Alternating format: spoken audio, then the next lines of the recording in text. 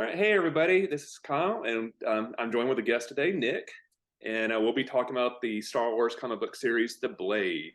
Very excited to talk about this. But before we get started, I'll throw it over to Nick real quick so he can introduce himself and where you can find him on YouTube. All right, thanks, Kyle. Hey guys, my name's Nick Conrad. I am part of one half of Nick and Mello's Hyperspace Star Wars podcast. We're primarily on YouTube and Spotify. We talk about all kinds of things Star Wars related, books, comics, the TV series. We just did an episode on the Bad Batch season 2. Got more stuff in the works. We're going to talk about all the celebration news in this week. So we kind of try to post regularly and just try to be positive and talk about all the things we love about Star Wars. Yeah, this has definitely been a big week with Star Wars fans with all the celebration news. It seemed to be Yeah, every day was like oh my God, there's a lot of stuff coming out. So if it's overwhelming. we already thought, and I know I've had this a lot, there's already almost an overwhelming amount of Star Wars content currently. After all these Right, announcements, it's like, oh, I don't know if I'm excited or exhausted thinking about right. all this stuff. A little bit of both, probably. Yeah, a little bit of both. That's a little bit of a segue, I guess, to talk about our history with Star Wars comics. And I guess I'll go first. And I've done a video on my channel before talking about this, but I've never read Star Wars comics before. This is actually the first series I have ever read, and it's not because I had necessarily negative view of Star Wars comics. It was more I try to read all the Star Wars books, and I was always like, I already read so much Star Wars content and stuff. I was like, do I really need to pick up an entire another branch of content to try to keep up with? So I'd almost been more like, I just don't want to get into it just for a matter of time because I like to do, read some stuff outside of Star Wars. And I was always like, I'm Mhm. afraid if I get sucked into the Star Wars comic world, there'll be another rabbit hole of everything. Now I have to get all that stuff too. And it's almost like daunting. Like, do I really want to do this in addition to the books? But also the other thing factored in is I've never really read comics. Probably where I grew up when I was a kid, there wasn't a comic book store in my town. So none of my friends really read comics. So I was kind of aware of the existence of comics, like X-Men and stuff like that. But I never really developed a background with it growing up reading comics. I think it was never a hobby I picked up. So something I just had never explored. My one exception is for Timothy Zahn's original Thrawn trilogy. They did a graphic novel versions of it, which I didn't know when it was coming out, but several years ago, I was at a bookstore and they compiled all those issues into like one giant version. Okay. I just got the entire book just because I was a huge Thrawn fan and read through that. But then again, since it's in one big book format, it felt more like I was reading a book than the In the comic book. comic. And similar, I'm a huge Walking Dead fan, and after it'd been on for a couple of years, I wouldn't mind. And the same way the bookstore, they already sold all the issues in compendiums. So again, I read them in giant book formats, not small little issues like this. Yeah. But this is really honestly the first time I've ever bought like regular comic books and read them that way. Luckily, my hometown now does have a comic book store, so I was able to pick them up locally. But I guess that's my background with Star Wars comics. I'm a newbie to this. So, Nick, what's your background with them? Well, I guess I'm a little more experienced than you, but I'm still kind of a newbie myself. Like you, I grew up in North Georgia, so there's very scarce when it comes to comic book stores in our area. Um, I didn't read them until I was old enough to work and have a job and like have, income of my own. So, you know, I think I was 20, 21 when they launched the new canon. So I was like the perfect age where I could just jump right in and start reading all the material. I was collecting the trade paperbacks at first. And then a couple of years ago, actually right before COVID, a coworker of mine, good friend, he collected all single issues. He reads Star Wars, Spider-Man, Batman. He reads all kinds of comics, and he kind of got me on this path. And now I'm kind of addicted to it. I try to get all the Star Wars titles they release currently. But yeah, that's kind of my background with it. Yeah, that's I've one thing I'll say when I went to the comic book store around me to get the first issue. I was always, again, I was aware that there were Star Wars comic books. I knew there were several series, but even when I was there, when I was through the section and looking at all the back issues they had, I was like, oh, there's a lot more Star Wars oh, series. it's massive. I realized, like, oh, I hadn't heard of that one. I hadn't heard of that one. So I guess it's just like, the books, they put out a ton of content. Oh, they do. Yeah, yeah. And the comics are a lot of fun. I've always enjoyed the medium. Like I said, didn't have really access to them as a kid, but every time I would see somebody that I knew that had one, I'd want to read it. Or sometimes our public library would have trade paperbacks. I would check them out and read them. So I always appreciated the format, but until I got to be an adult is when I really started to appreciate the art. Cool. So I guess I have a couple of questions for you as somebody who has read some Star Wars comics before. Like, how would you compare this series, The Blade, to other Star Wars comic book series? Do you think it's better, middle of the road, average? How would you compare it to other Star Wars comics? I think it's kind of hard to compare, I think, because it's in a specific time period, and it's about a character who we don't really know a lot about. Um, it's different if it's Darth Vader, Han Solo, somebody we know very well. You can kind of just pick it up and read it without really having to figure out who this character is. But I really enjoyed it. The second time through, I think I enjoyed it much better. Um, and I'm a big fan of Charles Soule, the writer of this comic. I've read a lot of his work, and he's done a ton of Star Wars comics now over the past, say, 7 or 8 years. And I really enjoyed it. I don't know where I would rank it, say, among his other work or even other Star Wars work, but I'd say it's pretty good. And I know you read the High Republic. I don't know, is this the first High Republic comic series you've read, or have you read the other ones? Is this is really the only comic book series I've ever read. Okay, okay. So Yeah. gotcha. Okay. Well, I would say if I'm just going to kind of keep it to the High Republic, I would say it's one of the better ones of this current phase. I think it might be the best one of this current phase. Phase one, there was a lot of comics that I really enjoyed, and I guess in a broader sense, I've kind of liked this series more than most of anything else in phase two of the High Republic. But I would say it's very good compared to other Star Wars comics. Awesome. And I realized we probably should have said this early on, but I'm assuming if people watch this video, they hopefully have an idea of who we are talking about. But if in case you don't, I just realized, if somebody's watching this new, they have no idea who we're talking about. This series is about Porter Engle, who was introduced in phase one of the High Republic series, which is, I guess, a publishing initiative that Star Wars started a couple years back that set a couple hundred years or so before the events of the movies and stuff like that. The premise is the golden age of the Republic and the Jedi Order. And when we first meet Porter Engle in the first phase of the High Republic books, he's kind of already an older Jedi, but he's already reached kind of like legendary status.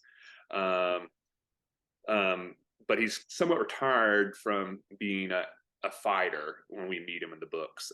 Even though he's the other Jedi, tell these legendary things. He's renowned as maybe the best lightsaber fighter ever. But when we meet him, he's just a cook, and that's all he wants to do. And he's a really good cook and stuff like that. We do get to see him as the series goes on to actually show off his lightsaber skills. And even then, at an older age, the other Jedi are in awe of him. So I know from Dragon Con and some other online places, Porter Engle, they quickly became one of the more popular characters that they could with the High Republic, and people were very curious to learn more. So phase two of the High Republic, which might sound confusing, actually goes farther back in time. It's a prequel to phase one. And here we get to meet Porter at a younger age when he is still in his prime and he is fighting with his lightsaber and stuff. So it's we're getting to see Porter, what all the legends are about him and stuff like that. So when they announced they were doing the series, I quickly decided, because Porter was one of my favorite characters from phase one, I was like, I think I want to get this because I want to learn more about Porter Engle and stuff like that. So I guess that's the overall, I guess, catching people up of what this series is about.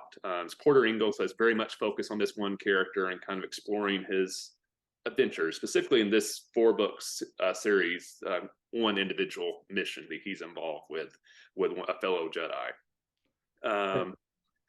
I'll say overall, like I really enjoyed it. Again, I can't really compare it to other comic book series because I haven't read them, but I found it entertaining. I definitely, like somebody coming who's more used to reading books, and definitely when I was reading stuff, I was like, I would like more info. But again, I know comic books, obviously that's not what they're shorter formats. It's more visual. You're not given a ton of dialogue. Right. Something I'm not quite as used to, but it definitely piqued my interest about the character even more. I didn't come away frustrated or feeling like I'm not sure if I'm really into him anymore. Now I've learned a little bit more. I was like, oh, I want to know more and stuff like that. So that way, I think they definitely hooked me in wanting more info about Porter. I should say we're going to do some broad points before we get to spoilers. So if you haven't read the series yet, you're still safe. What are some general things you thought about the series overall? I think it was fun, like you said, to learn about who Porter was and kind of where he came from and his history. Um, he's kind of, you mentioned he was in phase one, but he's not really a main character in phase one. He's kind of a side character. He does appear in different novels, but he's more of a background character. In this, he's front and center, and I really enjoyed that because he, in the Light of the Jedi, the first High Republic novel, that's where he's introduced, and he's got a nice sense of humor about him, and you can tell he's an older man, and seems like that kind of like great uncle or grandpa figure that is just sweet and you want to hang out with him. I like how in this one he still has that sense of humor, and he's very kind of, even when he's in the face of danger, he's still trying to kind of ease the situation and kind of crack jokes. He's very funny. I found him very funny in this series. Yeah, one thing I liked, even though he's a different person, you know, than he, but you can still see he still has certain characteristics that are consistent. Right. Like general personality is somewhat the same, stuff like that. So I think from reading this a little bit, you can kind of see like, oh, I can see how this younger version became the version that we see in the phase one of the High Republic, where sometimes when you deal with prequels, you read that it's like, I don't really get how this younger person became this older person. It doesn't really seem consistent. Right. And here I did feel like, all right, I can see how this younger person became the character that we got to know when the books first came out. I'll say just as a broad points beyond just the topics, thought the artwork was really great. It's really good.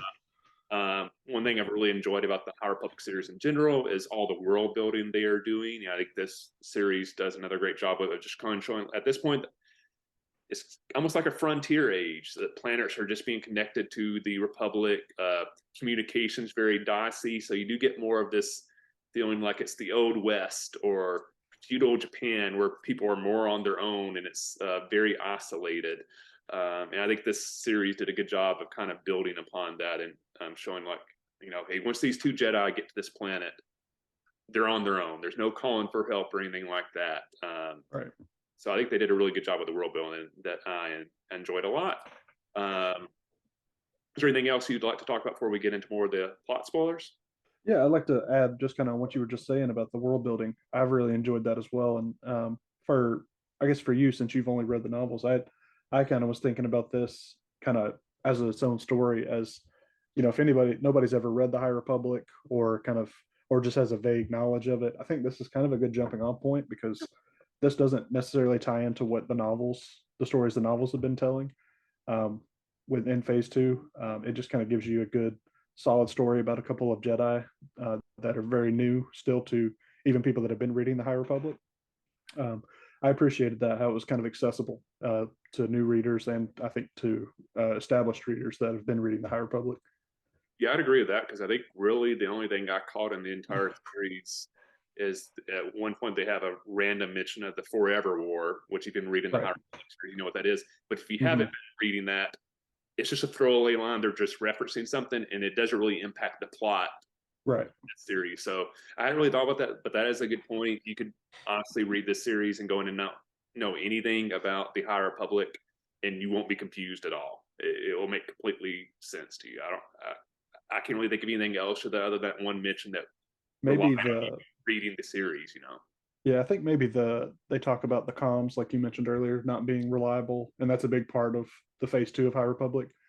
Even then, I think you could probably, Yeah, just if you're a Star Wars fan, you could probably tell this is set years before all yeah, the they do films, have the timeline. going back to the movie time, but they also do like an opening crawl to the books that kind of gives you an idea of like this is the era that it's in and stuff like that.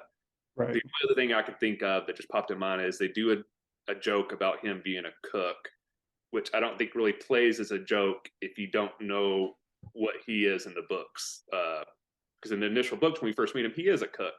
And Everybody loves his food. Yeah. exactly. Yeah. So that's a joke that doesn't really come across as a joke, I think, if you haven't read the books. But again, I don't think that would really lessen your enjoyment. They're probably just, if you haven't read the books and you read that, you're probably like, huh, that's a random mention of him being a cook. Wonder why Right. they did that, because they never bring it up again. So Yeah, it's and like a little inside joke, probably I would say. right, and it's a very small part of the Oh first yeah, issue, so it's not like a, like you said, a big plot point or anything. But it's for the fans that have yeah, been reading and are established. It's kind of a good way to kind of reward them. exactly.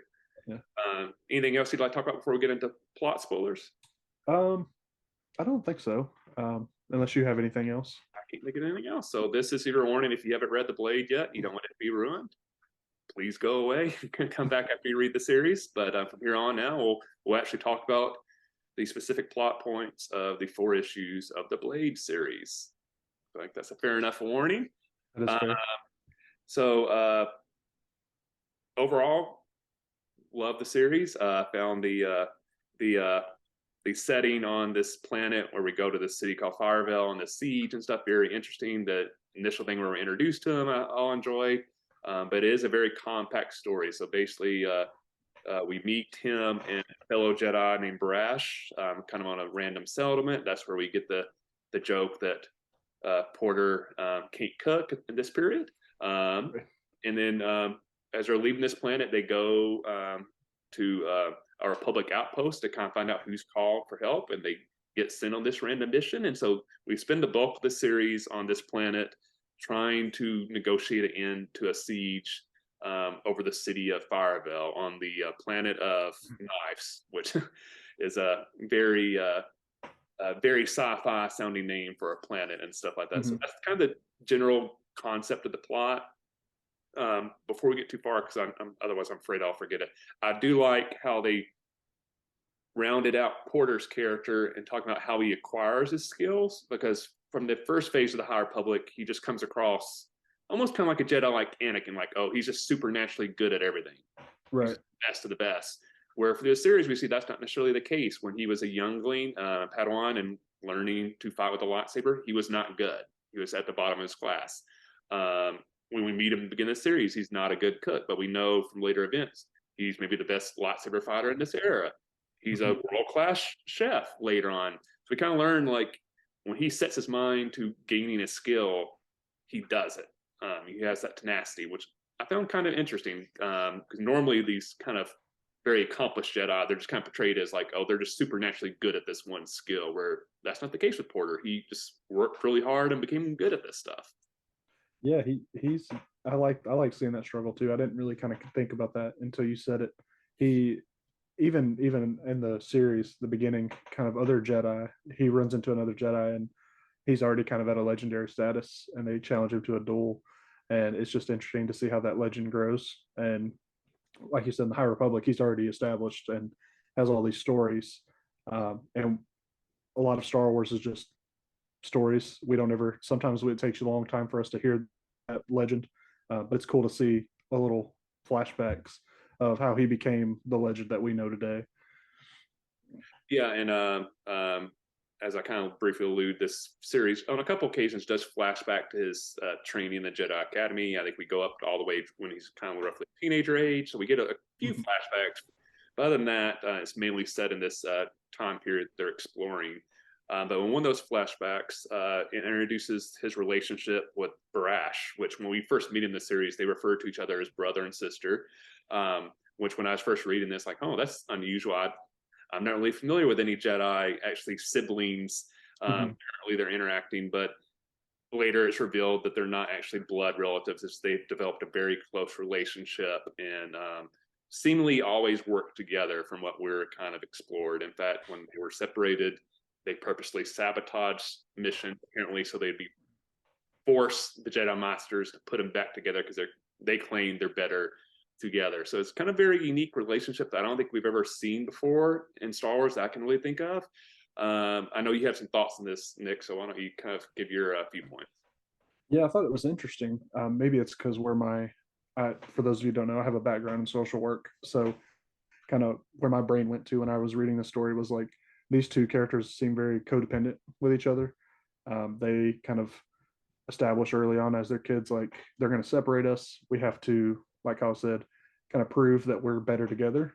And I think Porter says at one point, "Isn't that kind of deceitful, or isn't that lying?" And Barash says, "No, that's the truth." Uh, and I just found that very interesting. The language they kind of it is deceitful and lying, but they kind of twist the language. And people that are in codependent relationships, they uh, kind of enable each other and find and kind of twist the language to make it seem authentic. I just found that very interesting and fascinating. And I think as the series goes along, we see how they're kind of too dependent on each other.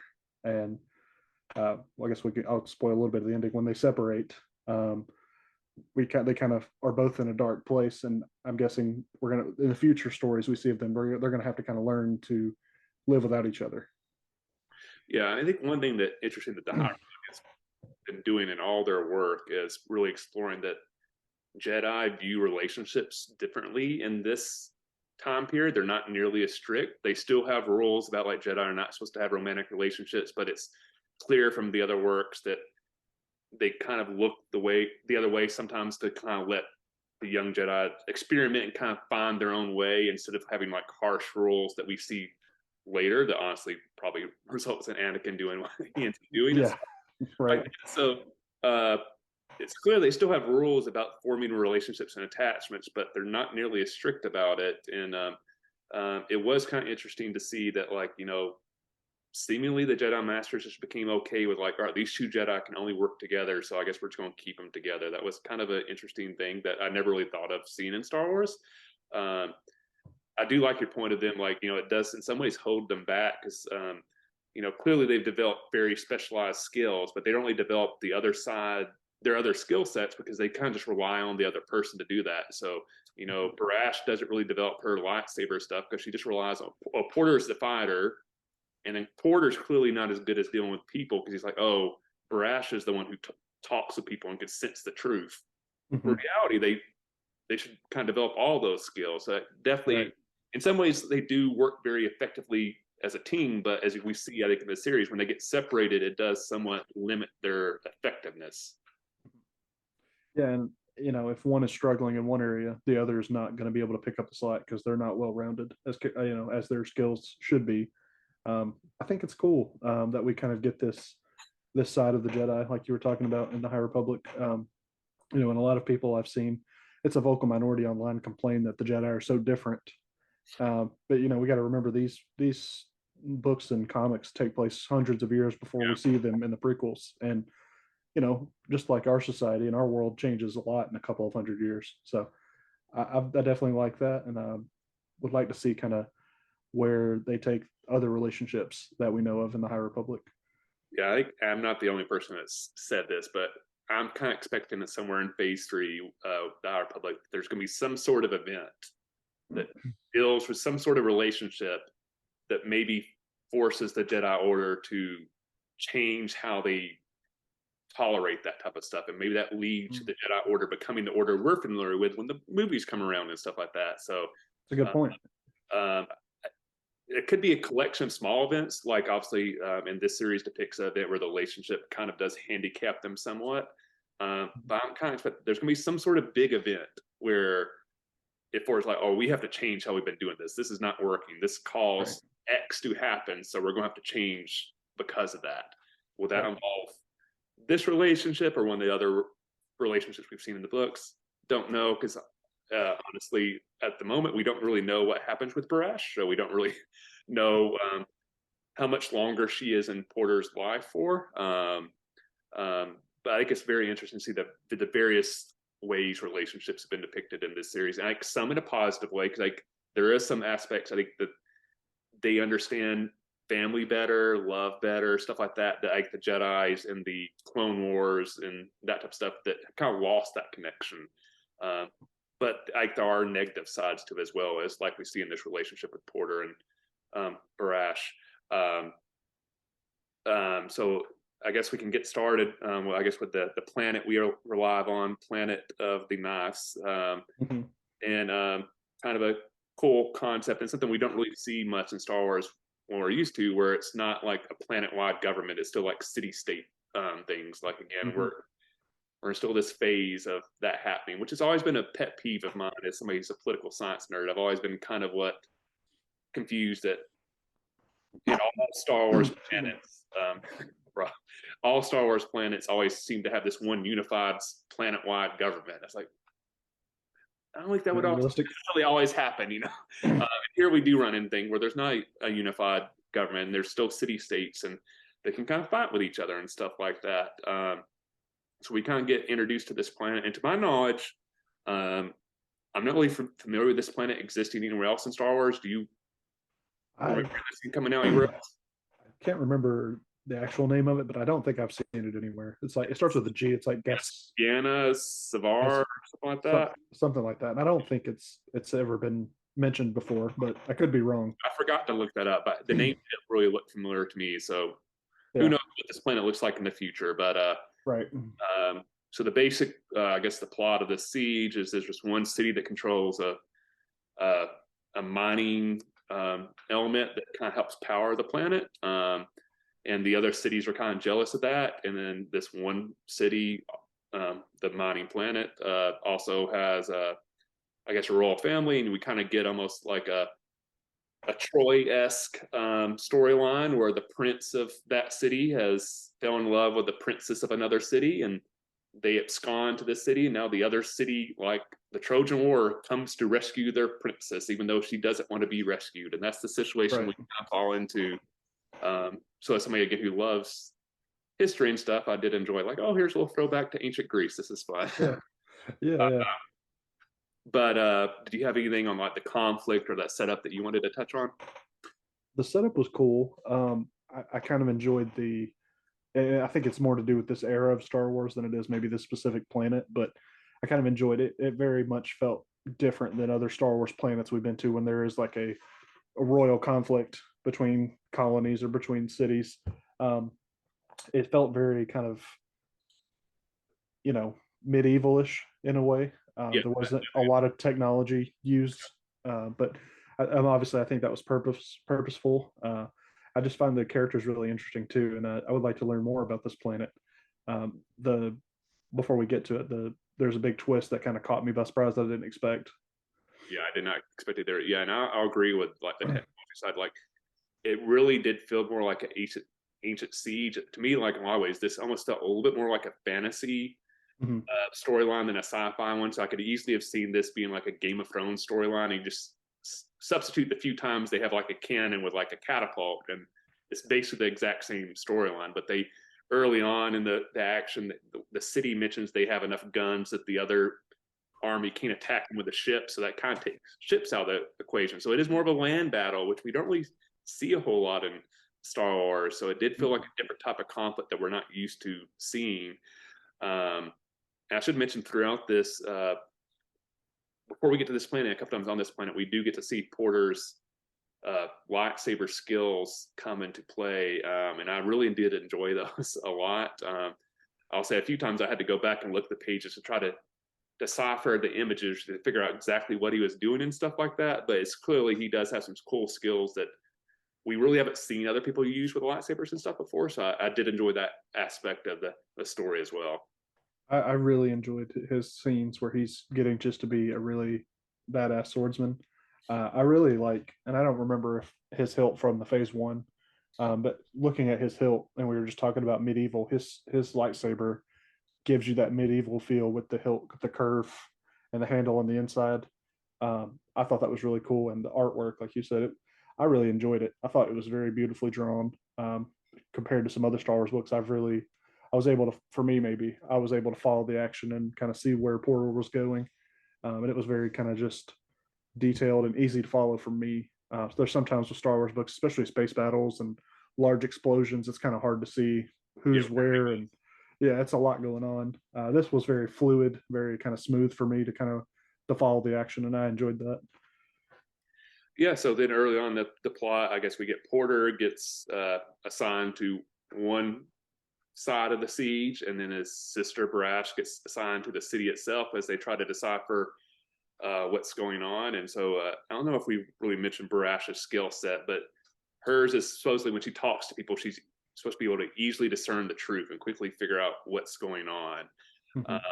So she's usually able to kind of figure out what's going on, and then basically tells Porter what to do. Which again, this is where you kind of see the limits on their skills because of the relationship that Porter does basically rely on somebody else to tell him, all right, here's who you need to fight, something he can't really Right. figure out on his own, which is somewhat scary for someone that's a very talented lightsaber person like him. That not that she's doing this, but you could see that could easily be taken advantage of, and somebody could just use him to their own uses if they wanted to. Right. But I'll agree with you. I did not really see the twist coming at the end. We kind of meet the ruling family in this city, and I thought something was going on, but I didn't really know what it was. I was not expecting that almost everybody in the ruling city was in on it except the ruling queen. And Yes. this was a setup of like, we're just trying to get the queen to abdicate so the son and his new wife can basically take over. Initially, I thought when they were introducing this, I thought they were going to have the princess just have made this scheme up on her own, and the young prince wasn't in on it. But then it's revealed like, oh, she was in on it. Right. The only plot point of this that I found a little confusing is it's a part of their thing to convince Brash to side with them. This young princess claims she is pregnant, and this fools Brash. But I would assume somebody as a Jedi, they could assumingly sense life in another person. I had the same thought actually. That was the only thing. I was like, well, it's like that part confused me a little bit. But later they kind of indicate that Brash says like her own feelings on the matter had clouded her judgment. We're not really told what that means, what in her background made her feel like that. But that was maybe the only plot point that I found confusing that I didn't really necessarily follow exactly, but it didn't really take away from my enjoyment of the series too much. No, I think early in one of the first or second issues of this series, she kind of talks about how with Porter in a flashback, she talks about how I remember my parents, I remember my family. And Porter, he says, I don't, he said, my species, we develop our memories almost at birth. Yeah. And maybe she had a kind of her judgment was clouded because she never got to be with her family. And maybe she kind of wanted this family to be able to have a happily ever after. Could be. She could just be, overwhelmed by the whole chaos going on. Who knows, really? But that's the only thing I could think of that would explain that kind of loophole. Yeah, because the only thing, because I follow everything you were saying, but like we're kind of presented like she is so good at this, and then the first time we really get exposed to this, she completely messes up. Yeah. We having like Porter, we kind of we already came in knowing like, oh, he's this legendary lightsaber duelist. Where we're like her, we don't have any pre-existing relationship with.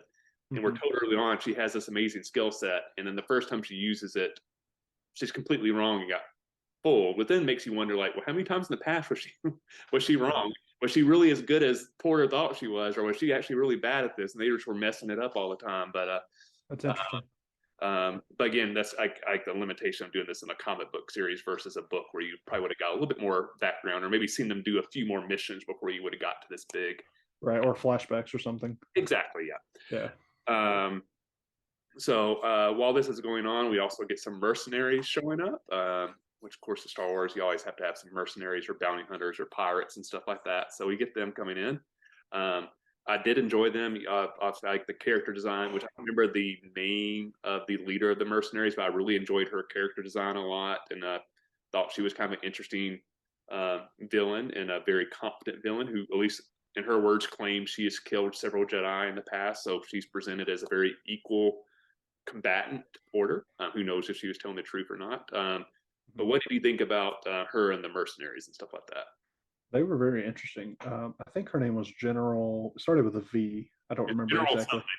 Yeah, I can't remember. And Porter has a really great line where he says, "I'll never forget your name, regardless of the outcome of today. You faced others like me, but I'm not like the others." But yeah, she was really interesting and really cool, and she had a Beskar spear, so that's how she was able to kind of combat Porter. And it didn't give any indication that she was Mandalorian, so maybe she just found a Beskar spear somehow. I really enjoyed her. I would like to see more of her or see her pop up somewhere else. Any character that's kind of confident enough to go up against a Jedi is a compelling villain in my eyes. And I like the twist of her kind of once. I guess we'll backtrack a little. I forget his name as well. I'm very bad with character names. The character that's leading the Bethunes, which is the other side of the Fire Veils. that kind of commander. He kind of tells her, you know, don't worry about killing them or fighting them because they're not going to be able to call for help out here. And I think the twist of her at the end, kind of taking them all out, was very cool. And seeing how she's ruthless and very opposite of what the Jedi are, very nihilistic. No pun intended. Yeah. Yeah. The one thing I kind of, and I don't think they really knew when this stuff would be coming out, what would also be going on. But this entire time you're dealing with this mercenary group, obviously in the Mandalorian, we've been dealing with like a mercenary arc in that somewhat, where the Mandalorians are being some mercenaries as well. So it's kind of interesting to see the different ways that, you know, like the Mandalorian mercenary group is same way they're getting paid, but when you pay them, they're loyal to you. Where in this case, she's getting paid, but she's not necessarily loyal to the person because the incident is not in her favor. She just kills the people who hired her. You know what? We're now freelance. We'll do whatever we want. Right. Or I hadn't really thought about where she got her Beskar from, but would be interesting to kind of maybe learn that background if she has maybe Mandalorian background, or maybe she just killed some Mandalorians. Who knows? Yeah. And I think it's interesting too. As soon as kind of the situation kind of starts dying down and they realize they can't win, she just hightails it out of there. So her kind of, she likes to play on her terms, basically. Yeah. And it's just really interesting. I liked how Porter handled her conflict. It was very swift and very, very Jedi-like in my eyes. But at the same time, when she was leaving, she did attempt to kill him one more time. So that's true. That's true. It's clearly also that she does have some sort of hatred for Jedi. Again, we're not really explaining why, other than maybe they're just bad for her business and they're normally probably opposed to her and stuff like that. But clearly she does have a hatred for Jedi. She mentions at some point, she's when they first interact with him, that, you know, she's like, I can't stand the Jedi. They're always interfering. They think they have this divine right to kind of, you know, make everything about them or their business. And so maybe she's had some encounters. Obviously she has. Must have, something bad must have happened for her to have this deep hatred for Jedi. Yeah. So as I guess we kind of alluded to, the mercenaries flee. The Jedi do kind of save the city. We're not really told what happens with at least unless I'm forgetting now. I don't think we really know if the prince and the princess are getting punished in any way by the queen or what's going on with that. But for all our knowledge, they're leaving the planet peaceful. But that's when we have the conversation between Porter and Bresh that Bresh is so, I guess, heartbroken or emotionally impacted by realizing she was completely fooled, that she just tells Porter, I'm not going back with you. I need to figure out what's going on here. And obviously, as close a relationship this is, and the fact that they've sabotaged stuff in the past to stay together, this is obviously a very big emotional moment for both of them. I know you wanted to touch on this a little bit because there's an element of Star Wars history that this alludes to that honestly I missed, but you caught. So why don't you touch on that? Yeah, there's written by Charles Soule. There was a Darth Vader comic, and then this comic series that Charles Soule had written was, I think it came out 2017, 2018 maybe, and it was about the story of Vader immediately after Revenge of the Sith. So we see how he gets his red lightsaber, we see how he gets his castle, kind of how he finds his place in the Empire. He meets a Jedi that's hiding after Order 66 has started, and he's taken what's called a Barashah vow, which is kind of like a sabbatical for Jedi that are kind of need to reconnect with the Force. Different than a Wayseeker that we learned about in Phase 1. It seems like somebody they're really kind of cut off in general from what's going on in the galaxy, because the Jedi that Vader meets he had no idea that Order 66 happened until Vader shows up. So I'll be curious to see how her connection, what her vow looks like, and what if they follow up on that. Yeah, it'd be interesting to see if she does pop up. Offset, if she's mainly just gonna be a comic book character and we won't see her in any of the books in the future, or if she will pop up in some other mediums. That'll be very interesting. Obviously, I mean, who knows? We're getting like a series set in the High Republic, so we're going to on TV and stuff. I think, assuming this stuff does well, I think we'll get more High Republic content in other mediums. So I'll be interested to see if she pops up in other things, or if she stays more of a comic book character. I did enjoy at the end. We get a little bit of Yoda in the Jedi Council. Yoda is just always on the Jedi Council, which is another thing. I'm kind of, when did Yoda get on the Jedi Council and how long? Exactly. This is He's had very the same. It looks like he's had the very exact same spot on the council too. So it's not like he's shifted around the room. He's oh always in that yeah, one spot. yeah. I mean, if you haven't been reading the High Republic series, I mean, they basically imply during these, even though it's set several hundred years in advance, that Yoda is kind of implied to be the leader of the Jedi Order at this time period, and kind of acknowledges um, the most powerful Jedi in the Order and stuff, which like that. Which obviously, the movies we realize how old Yoda is, but I think it was never implied that he's basically been in charge of the Jedi Order for several hundred years at this point. So that was kind of an interesting thing. But so we get a little thing where Porter informs the Jedi Council that Barash has taken a leave to try to find the truth and why her connection to Force is maybe a little uncertain. Um, and then we get the thing that, I mean, it should have surprised me, but surprised me a little bit that instantly on the page, like, oh, we have a mission for you. They mentioned they want you to go to Bordata, which and if you haven't been reading the series, his nickname is the Blade of Bordata, which is the one thing I was a little confused about. And maybe you can clear up, because in some of the crawls before the story start, they refer to him by his nickname. Blade of So Bardana. yeah, so I'm like, during the events of this series, does he already have that nickname, or is it more alluded to that we know he has this nickname in the future, and what this next thing is setting up is how he gets his nickname?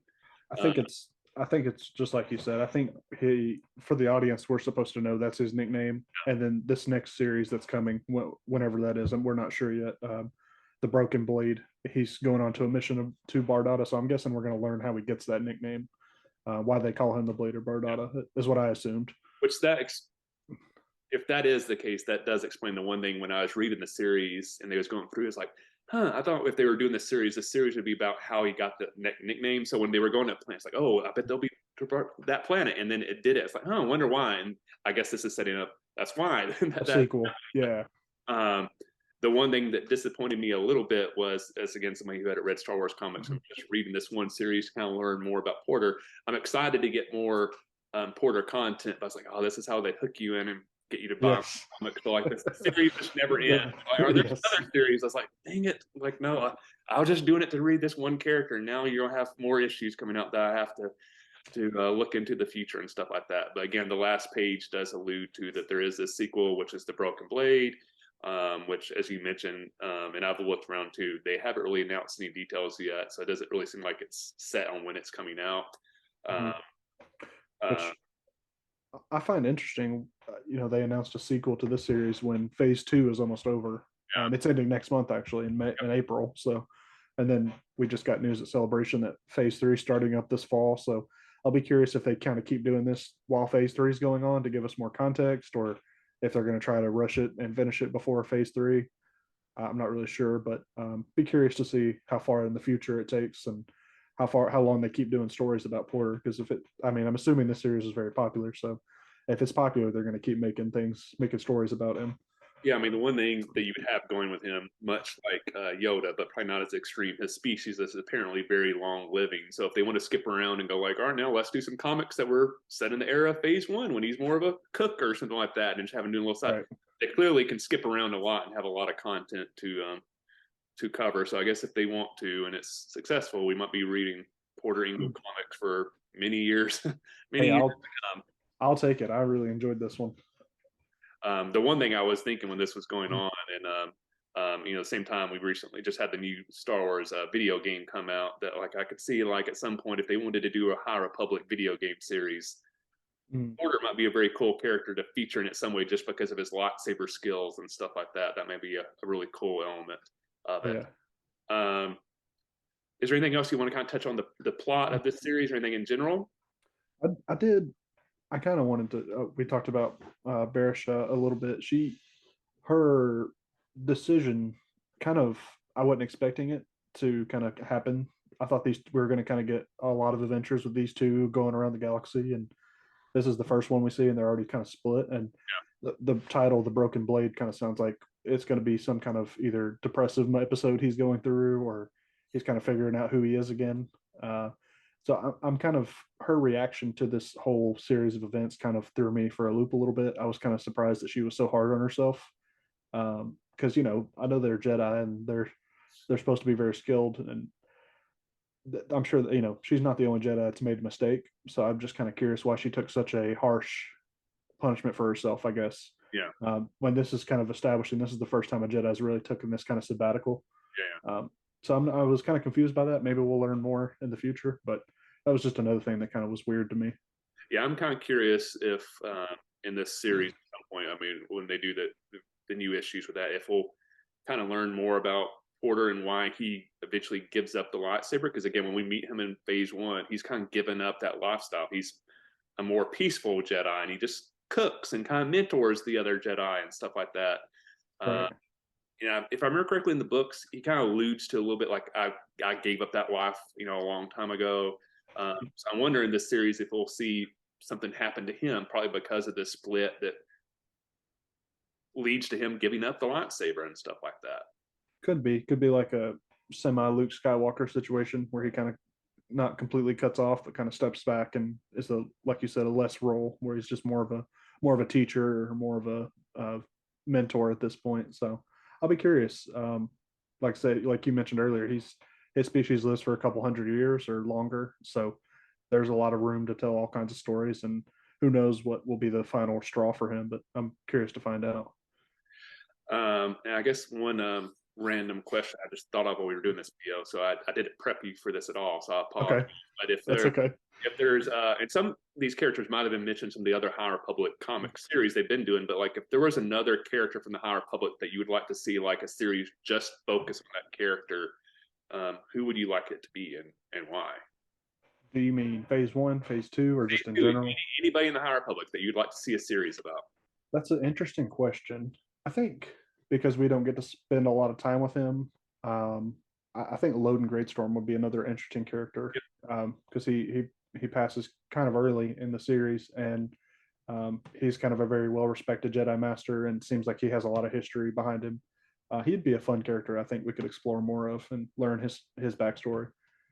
Yeah, he would be very interesting because again, we're kind of, I would say in the High Republic, he's almost portrayed as a little bit like a Qui-Gon character, Yeah, like very respected Jedi. And we think going on at the first book, like, oh, this is going to be the main character. We're going to be following for a while, and then they right. just they kill him right away. So it would Yeah, be learn more about him and why he was so respected by the other Jedi. yeah, and he's really only in the first book. I mean, he's in the other books, but he's a very minor character, and then they kill him. So I'd be curious to see him. Maybe we already know a lot about this character, but I would be curious to see what he's doing around this time and kind of how he maybe even got to this high of a position as Yoda. Yep. Yoda during the High Republic would be interesting because it's a whole new set of characters we've never met, or we've not really seen him interact with. So it'd be fun to see him, see what he's up to at this time. Especially because in phase two, we've got to see him a little bit more, and he was clearly on some sort of mission that was taking him around the galaxy, but we don't know really a whole lot about that. So you could probably do a comic series like, what was Yoda up to? He was kind of doing some Oh, stuff. that's yeah, that's What, right. He was what's going gone. on? So but we really don't know what he was up to. He just comes back. He's like, oh, I've learned something. I'm like, well, Right. what did you learn? What did you learn, Yoda? Yeah, and then yeah, that would be interesting. That would be interesting. I would kind of be interested in learning more about some of the villains, maybe the Path of the Open Hand and how they started and where they came from. They have a lot of potential with the High Republic because there's so many great characters they've introduced. I agree. Yeah, the couple that popped to mind, like one, if you wanted to do more of a funny series, I think a lot of people enjoyed the character of a Geode from Oh, so that could be, I could see that as more like, yes, here's our funny wacky adventure comic series yes. with, and I could see them being able to do a lot of fun stuff with the imagery of a rock who never moves but is somehow doing all this stuff and like going to clubs and piloting ships and stuff like that. So it's almost like, here's a rock version of Lando and Right. Han. Have fun with that because I think that character could translate very well to a comic series. Oh, he could. The other one that I was kind of curious about, I think it's mainly because I like museums and stuff like that. And phase one of the High Republic, which I believe it was in the second book, when we meet like this chief archivist for the Jedi Order at the fair they were doing. That was kind of a gaseous creature, if you remember that. I don't remember. There's like a scene where they're having a fight and they're using all these Jedi artifacts and stuff like that when the Nile Okay. that fair and stuff like that. Okay. But it was just a very interesting character because is it was kind of like this nerdy Jedi that the other Jedi didn't like to get around. When he got around him, he just wanted to talk about Jedi history and stuff like that. Well, interesting. I'd So have I can to. almost see him almost being like, would it be cool to like do like a little Star Wars version of like Indiana Jones, where like this is the guy that goes out and like finds these Jedi artifacts and stuff like that, which we've seen a little bit actually in the most recent series of the Bad Batch with some Mhm. of those missions, some Indiana Jones stuff. But I wouldn't mind, like him going on a mission like, oh, this artifact, it belongs in a museum, Yeah, that's interesting. I don't recall that character. I'd have to. It's been a while since I've read the Rising Storm. yeah, again, he was kind of like Porter. He was just a throwaway character, but not in it as much as Porter. And he would, to my knowledge, he was only in that one book as well. He hasn't reappeared, uh, Okay. but he was just kind of one of the Jedi and that scene that like, oh, I wouldn't mind learning a little bit more about that character, mainly just because we haven't seen a Jedi like that before, which is one thing I've loved about the High Republic. They presented so many Jedi types that we've never seen before. That it's been kind of really interesting to see the diversity of the Jedi Order that by the time the movies come around has been lost apparently. Yeah, that's interesting. Yeah, there's so many possibilities with this, and they said at Star Wars Celebration, I had watched the parts of the panel yesterday, and they had said that they plan on ending Phase 3 in spring of 25, and they made a point to say just because the books are ending and the comics doesn't mean the High Republic's ending. There's still going to be content in the future, so the possibilities are interesting because it just covers such a long gap. It's Yeah, personally, I mean, it covers. You see what they've done with just the movie era, which is like 60 or 70 years. Imagine what they could do with the High Republic. There's so many possibilities. yeah, and I don't know if they touched on that panel because I haven't really seen the details, but I don't know. Did they mention how far in the future Phase 3 is set? Is it right after the events of Phase 1, or are they skipping ahead a little bit? Or I think they are skipping ahead. The first book is going to take place like a year after okay, Starlight Beacon fell, so we'll get yeah, a little bit of a time jump. yeah. So I mean, I think overall that means the entire series is taking place, I guess, whatever, of course, about 100 years or so. I think Phase, 150. yeah. So again, that's a lot of time period to play around with. Right. And the Acolyte's supposed to be kind of towards the back end of that. So you could make all kinds of, books, comics, maybe even other TV series or animated series that leads into the Acolyte, which would be really cool. Yeah, that was honestly one of the things I was thinking about as I was watching the finale for this season of the Bad Batch. Before it became clear that hopefully it will be a season 3 of the Bad Batch. But I think so.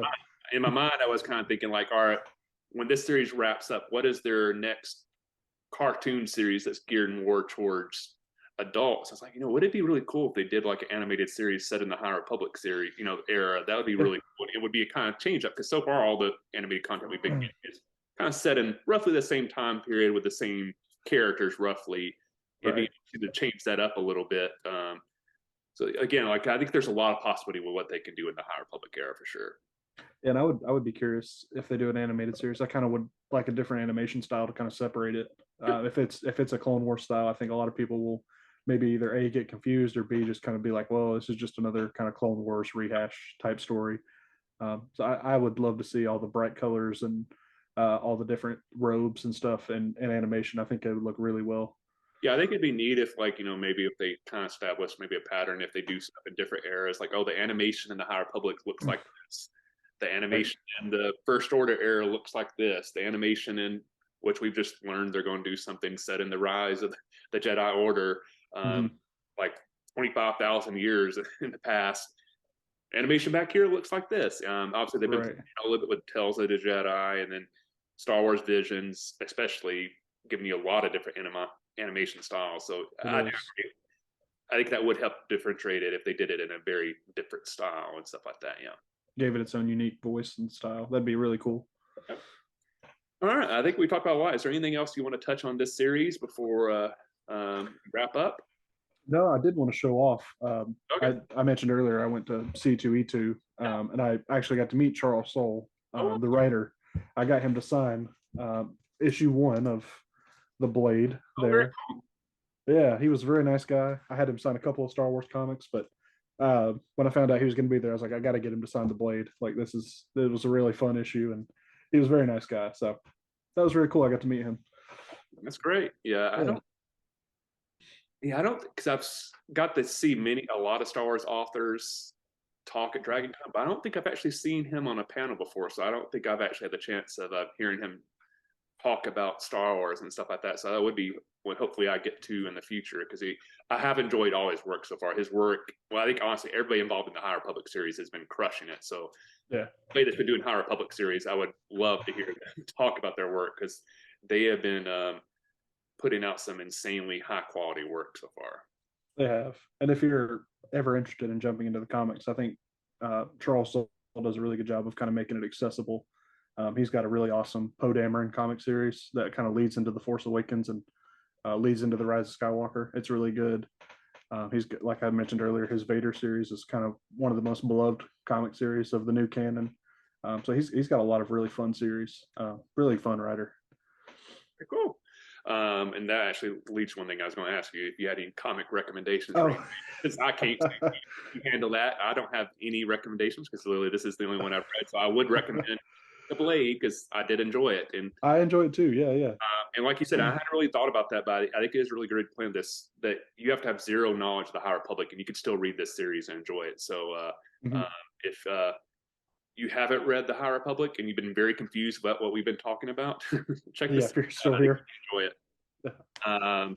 But why don't you plug your channel one more time and maybe let people know about some stuff y'all have done in the past? I know I've got to do. I've done a video with y'all in the past. God, I can't remember what we even talked about now. It's been too far in the past. Yeah, we actually did Bad Batch season 1. There we go. Yeah. So like I said earlier, we're on YouTube, we're on Spotify, pretty much any platform you can get podcasts. That's where we are. I think YouTube's probably our most popular place where people find us. But we talk about books, comics. We did the Padme novels. We did a whole episode on those novels and how much we enjoyed them.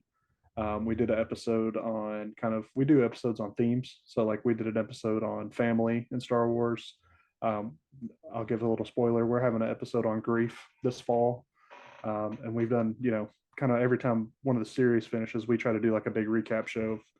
We plan on doing Mandalorian in a couple weeks when it's over, and we just did Bad Batch. Hopefully, you'll see that this week. So, cool. Yeah, awesome. And for my channel, if you just stumbled across this, I talk about Star Wars and book reviews. When there's a series out, like The Mandalorian or Bad Batch, I try to do a review every week. So I'm kind of glad the Bad Batch is over because it was exhausting to film two videos, back in one day. So yeah, that's hoping that if they do stuff, they don't release it on the same day and separate it out a little bit because that's a lot of Star Wars content to watch in one day. And sometimes that would play with your emotions. If the series was very emotional, sometimes that would like cloud your judgment of the other one a little bit because you're like, oh, one of the series just emotionally crushed me. Now I have to watch the other episode. Oh, it's a happy, fun one, Right. It's a good way to balance you out. Exactly. Yeah. But as always, if you enjoyed this video, please hit that like button.